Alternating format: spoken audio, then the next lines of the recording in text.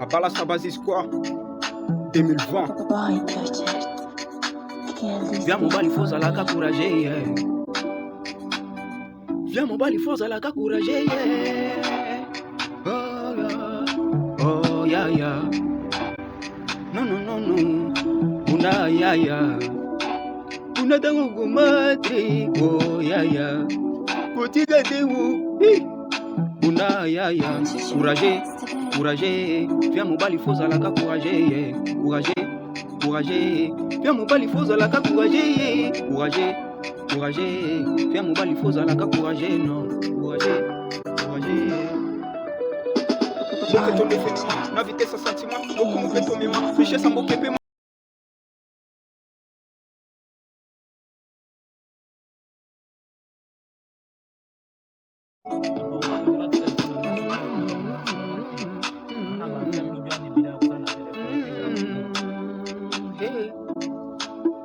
Père, moke ton définiment, na vitesse à sentiment, loko mo peto mima, richesse en moke paiement, nekonanga non toso, kotika te bakoso, waneza kalisapo, kongweza non liboso, moke za non chanté, tozo tato patienté, malgré tout kokakate, c'est pourquoi to pasakate, to lela trop de rimer, na masola lokuta, mi celui-là ba mina me kombo paye feu kota père, bien pressé ça ma bé, il faut yebo tambola, makamonanga tout nzambe ya kopambola, ba pesi yo mukie, eza bien me sepela, ka balanda bien pressé, ba koma kokelela, sala domaine yo, mukie na yo ezavi, waneza pana yo, préparer les avenirs, dima ba seka attaque au combat venir, père mon qu'il a tout, yo surtout pas pour la vie, et belé basali, babanda fin en souffrance, pas comprendre moral, pas comment la vie à là, au bagné l'autre côté, attaque au sangabala, peko ça. Bien le bonjour à tous, j'espère que vous allez bien. Le sujet du podcast d'aujourd'hui est l'amour de soi.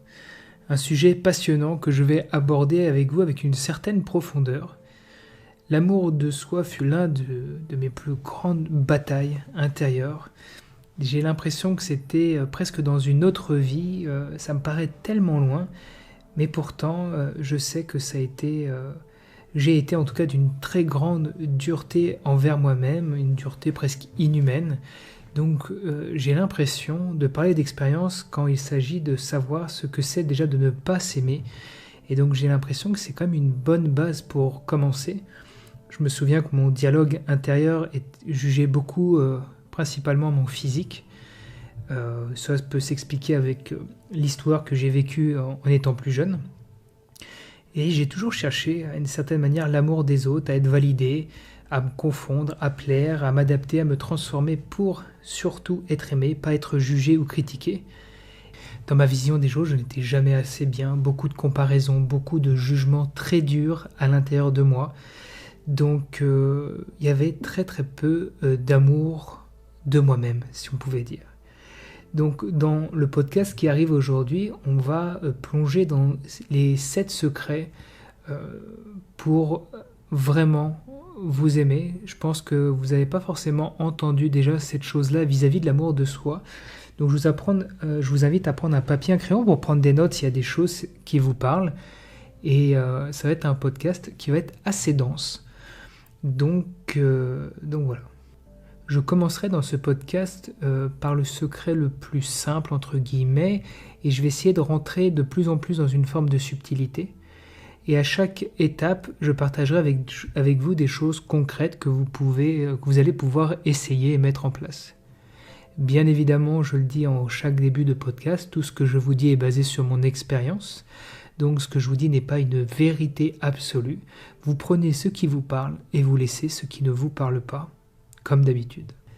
Le secret numéro 1 pour s'aimer vraiment est bien sûr, pour commencer, de comprendre ce qu'est l'amour. Et oui, qu'est-ce que l'amour ? La vision que l'on peut avoir de l'amour peut être notre obstacle à réaliser ce que l'amour est.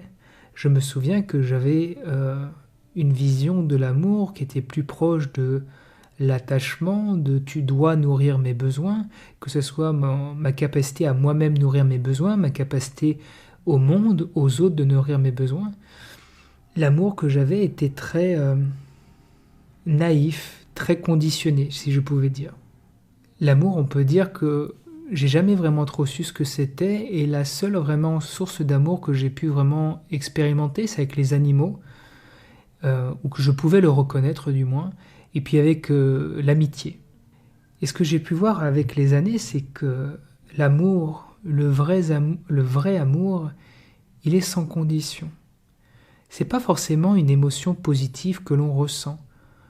On peut souvent confondre, en tout cas je l'ai fait, l'amour avec certaines sensations et émotions positives.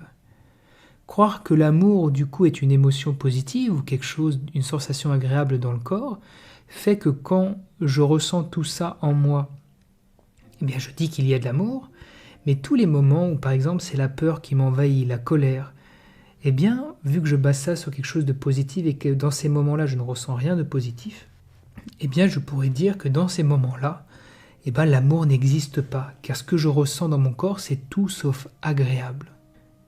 L'amour dont je vous parle est la vie elle-même, ce par quoi et en quoi tout existe dans l'univers. J'oserais même dire que l'amour c'est vous, et en même temps c'est bien plus grand que vous-même. C'est une phrase qui est inspirée d'Eckhart Tolle quand il parle de notre véritable nature. Il dit que la présence que l'on ressent en soi c'est nous, et en même temps c'est infiniment plus grand. Et je trouve ça très juste d'utiliser l'amour aussi pour en parler. Et je pourrais très bien dire aussi que l'acceptation est la base de l'amour, que l'amour est acceptation. L'amour est acceptation du bon et du moins bon en soi, de manière égale. C'est l'acceptation de ses imperfections, et d'ailleurs, je vous rassure, vous ne serez jamais parfait, et vous n'en avez pas le besoin. Ça ne vous empêche pas de progresser. Il pourrait sembler qu'il y ait un paradoxe, c'est quand est-ce que, au final, je dois accepter les choses et quand est-ce que je dois travailler sur moi, développer, me changer, me transformer. Dans mon monde, l'acceptation est la base du changement, du développement et de la croissance. L'acceptation n'est pas du tout l'inactivité. C'est être OK intérieurement avec ce qui est. Si la base est telle qu'elle est, si je vois que dans un constat, dans un jugement, voilà les choses sont comme ça en moi, voilà comment est le physique que j'ai aujourd'hui, c'est de l'acceptation. Et il y a déjà beaucoup d'amour là-dedans. Dans le simple constat, il y a déjà beaucoup d'amour. Parce qu'il n'y a pas une moralité, un jugement de c'est bien ou c'est mal. Et au sein de cette acceptation, il peut y avoir transformation ou pas. Vous allez voir que plus vous allez découvrir les différents secrets de comment s'aimer soi-même, que je vous partagerai, plus vous allez réaliser que la clarté et la connaissance que vous avez de vous-même est un excellent indicateur de la capacité que vous allez avoir à vous aimer et donc à aimer de manière générale. Plus vous êtes attaché à une idée de vous-même, plus vous perdez en capacité d'amour, en capacité d'aimer. Plus vous gagnez par contre en clarté intérieure sur ce que vous êtes, n'êtes pas, plus l'amour en vous peut rayonner intensément. L'amour est donc aussi lié à une compréhension de soi. Je vous incite aussi à aller voir mon podcast sur l'amour véritable, je vous le mets en haut à droite, et d'ailleurs aujourd'hui je vais vous inviter à aller voir beaucoup de vidéos et je les mettrai toutes dans la description. Donc l'une des choses déjà pour comprendre l'amour, pour voir ce qu'est l'amour, c'est principalement déjà de reconnaître tout ce qui n'est pas amour en soi. Et ça, vous savez le faire très très bien. Plus vous allez identifier que les comparaisons, les jugements, les attentes, les projections, les désirs, les attachements ne sont pas de l'amour, plus vous allez pouvoir vous approcher d'un amour sur lequel il est difficile de mettre des mots, mais pourtant qui est toujours là en soi. Nous allons plonger dans le secret numéro 2. Le secret numéro 2 pour s'aimer vraiment repose sur la compréhension du principe de l'attention.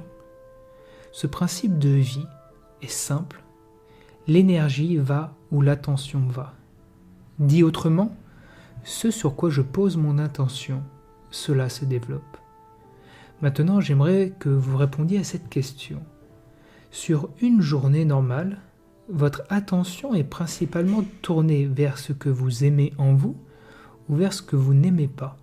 Si vous regardez ou du moins écoutez ce podcast, c'est que la réponse devrait être que vous passez majoritairement votre temps à mettre votre attention sur ce que vous n'aimez pas en vous. J'aimerais partager rapidement une petite expérience dont j'ai déjà parlé, mais c'est une expérience scientifique où ils ont pris tout un tas de couples et ils les ont séparés en deux groupes. Il y avait le groupe A où il y avait tout un tas de couples et on leur a dit surtout pendant le prochain mois, les prochaines semaines, focalisez-vous absolument sur tout ce que vous détestez chez l'autre. Et dans le groupe B, ils ont pris des couples et ils leur ont dit le contraire, focalisez-vous sur tout ce que vous aimez. Eh bien, devinez le résultat à la fin.